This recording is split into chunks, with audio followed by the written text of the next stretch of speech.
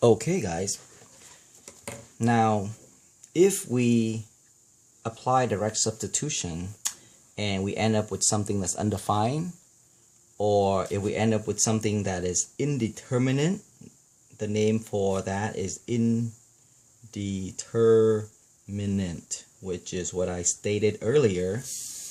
Okay, then we have to use another method to algebraically determine the limit. So I will show you what I mean. Okay. Look carefully at problem number 2, example number 2. Always start off with the method of direct substitution.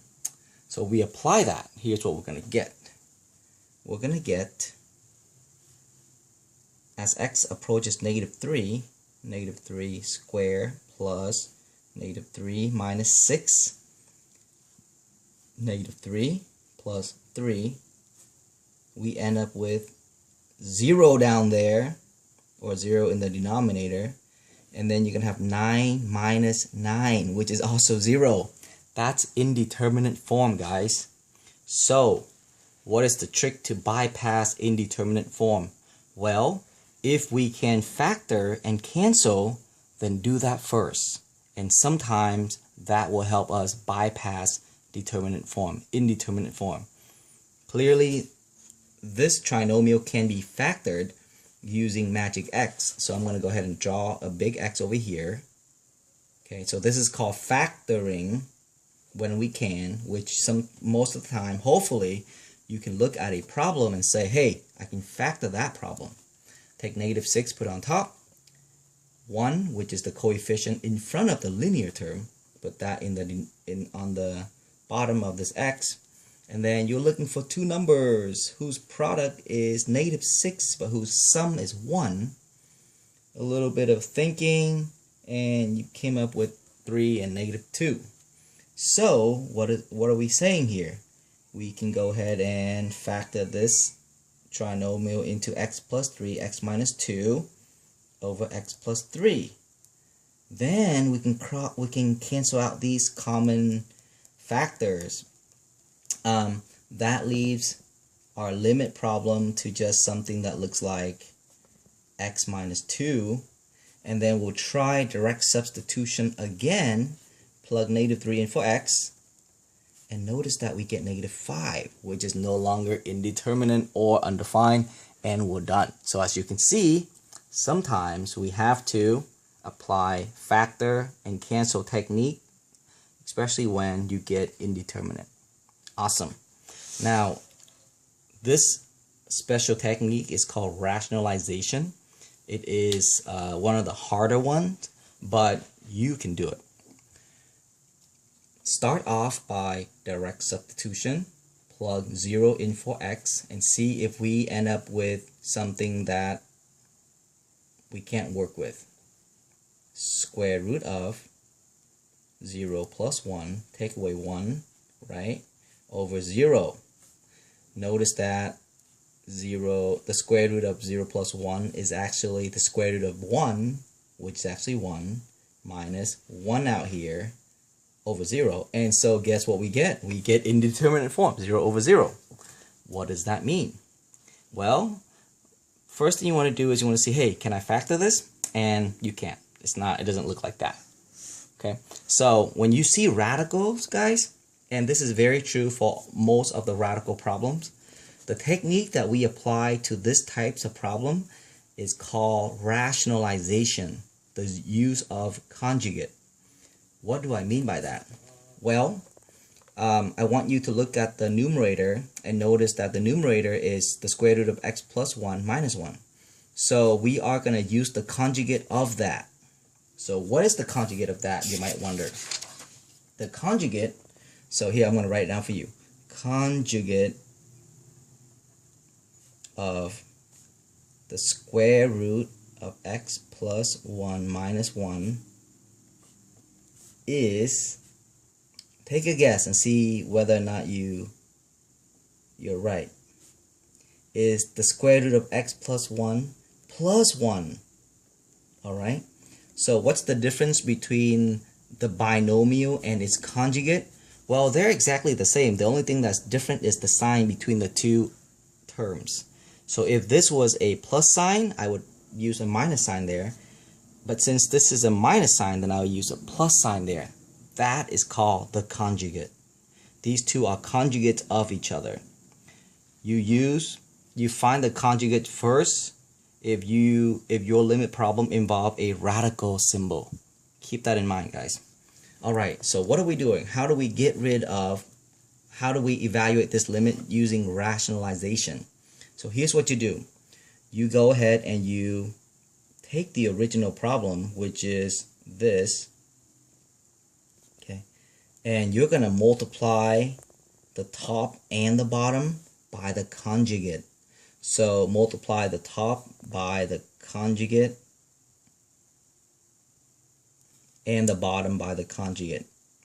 The reason why we are able to do this is because if you think about it, anything over itself is 1. And if you multiply this item to the number 1, you didn't really change the problem. Therefore, we're able to do that. All right. Now, you need to know how to apply the differences of squares here, or just FOIL. And I want you to FOIL correctly because I don't have enough room to show you. But if you FOIL correctly, here's what you're going to get in the numerator. You're going to end up with x plus 1 minus 1. All right, so do it, work it out, and if you can't see it, come talk to me during tutorial or lunch and I'll help you with that. And then in the denominator, just multiply this. I want you to think of this as a binomial, so don't distribute that, just leave it like this. The reason is notice that these two terms disappear. You're going to have an x over this expression, and then the x will cancel out. Okay, again, these two terms disappear. The x cancels out because those are the common factor. So you're left with, what are you left with?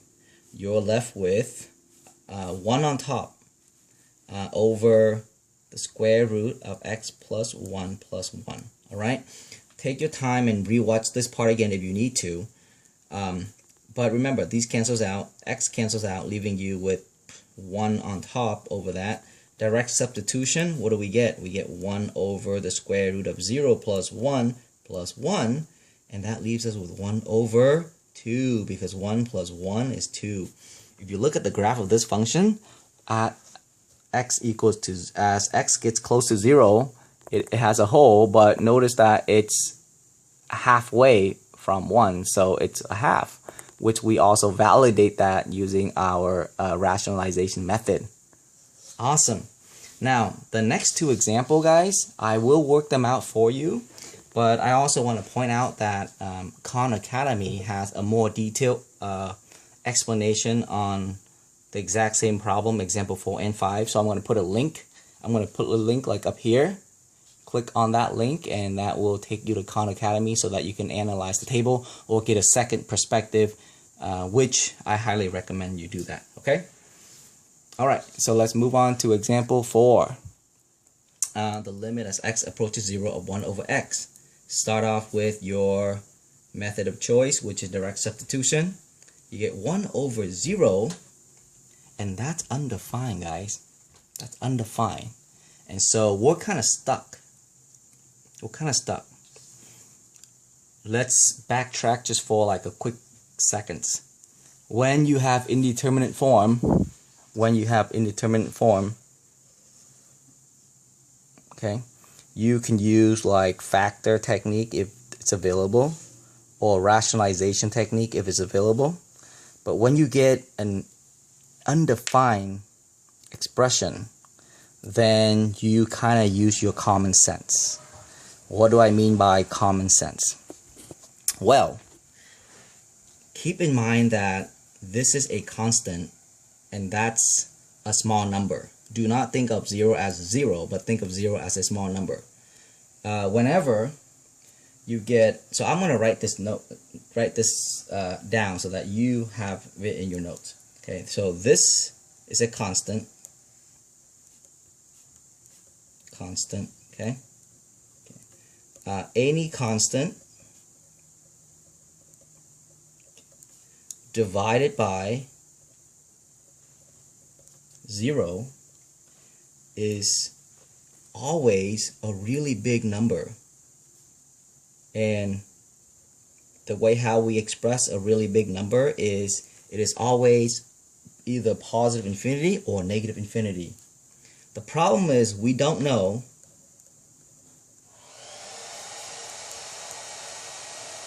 what it is until we analyze it.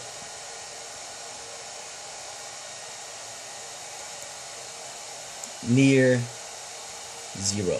Okay, so let's go ahead and do a bit of analyzation and see whether or not it's positive infinity or negative infinity. All right, so if we look carefully at the graph of 1 over x. So remember, x is approaching 0, right? X is approaching 0. So here is 0. Here's the number 0. I'm getting when I'm evaluating the limit, I want to know how this function here behave near 0. So what is a point that's near 0? Well, that point is the point like negative 0.00001. A very, very small value. That's a point that's near 0. When you plug such a small value in for x, and by the way, one thing to keep in mind is that this is a negative small value. When you take 1 divided by that, you're gonna get negative infinity, because a positive number divided by a negative number is a negative number. So what I'm trying to say here is when x approaches 0 from the left, you're gonna get 1 over like a really small negative number, which if you divide a positive by a really small negative or 0, right? Any constant divided by 0 is always, you get negative infinity because you're taking a positive number divided by a negative number. On the other hand, so how does the graph behave on this side? The graph behaves like this. Okay. On the other hand, when you approach 0 from the right, you have to pick a number that's really near 0. And a number that's really near 0 from the right is, you can also choose 0.00001, right? So when the value of x approaches 0 from the right, your answer is going to be 1 over 0.00001, which is going to be a big positive number because you have a positive divided by a positive. But again, any constant divided by 0 is going to be a really big number. So what happened here? Well, the definition of a limit, the definition of the existence of a limit failed in this case. Remember, a limit only exists if the left-sided limit equals the right-sided limit. And since they're different value, for this specific problem, we say that the limit does not exist because of that. Okay. Awesome. Watch the next part and I'll do example number 5 for you guys.